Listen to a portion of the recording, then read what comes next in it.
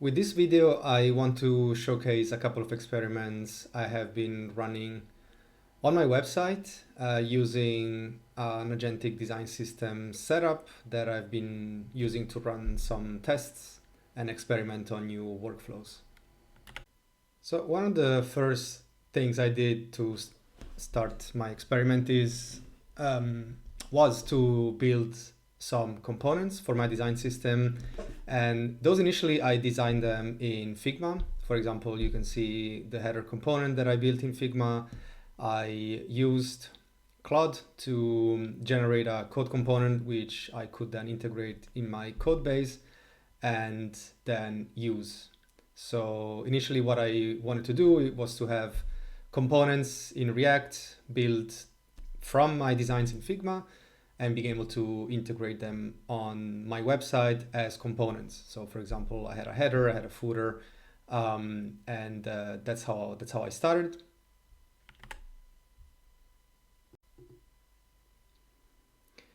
Because I already knew what I needed for my website, since I already built a version in Figma site, I had basically a bunch of other components like teasers. I had a vertical teaser, a horizontal teaser, an image teaser, which I built as 3 separate components in Figma, and I converted those into code.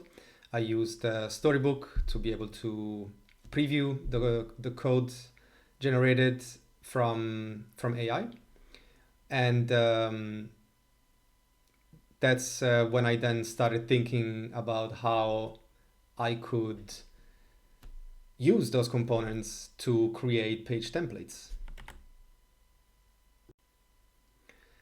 So the reason why I wanted to create page templates is that I knew I have articles on my website and I want them to all inherit from the same page template, which is something you would usually do. For example, in Figma, you would create an article template frame, you would build your own template, you would save it, and as a component, then you would create instances of this component and then create and display your different articles. And if you would change your article page component in Figma, it would propagate to your instances.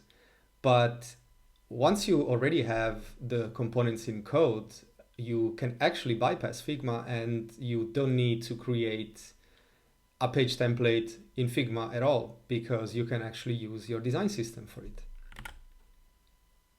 Basically, the only thing I designed was a structure.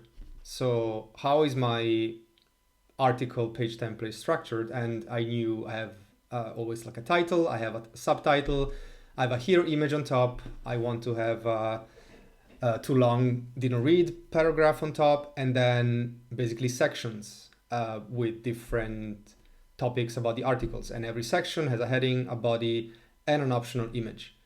So basically what you see here is the information architecture of my article page template, which I then gave to AI to generate my template page. And I did that directly in code, bypassing Figma, because I could just ask AI to use the code components I already had to design this template.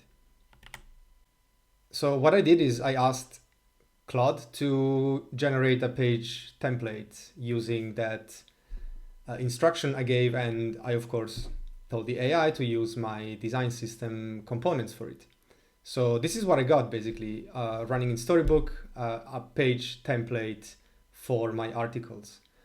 And the cool thing about it is that once I had the page template built in code, I was able to go to my Google Docs where I wrote the text of my article.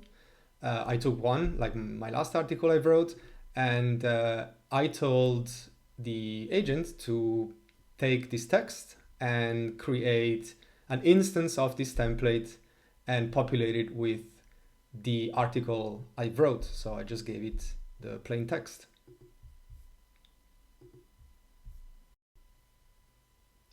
And this is what Claude came up with. It's basically my page template, but with the text of the article I gave it from my Google Docs. And because it knew the structure, it could apply correctly all the headlines and all the body text of my article, knew exactly where there was a teaser in between. And yeah, and having this, of course, allowed me also, if I wanted to go back to Figma and create a Figma component for my page template. But that was not really necessary because I was able to create the page template in code directly by speaking to my design system, basically. The second experiment I ran was in my playground page. I created a playground page to try a bunch of stuff. And in the previous example, I had a structure with text that I gave the AI to create a page. But I wondered, okay, what if I just tell the AI, I just speak into the chat box and I tell the AI what I want to build using my system. So I basically said, okay, I want to have a page with a headline on top that says created by talking. I told it to use my display typography.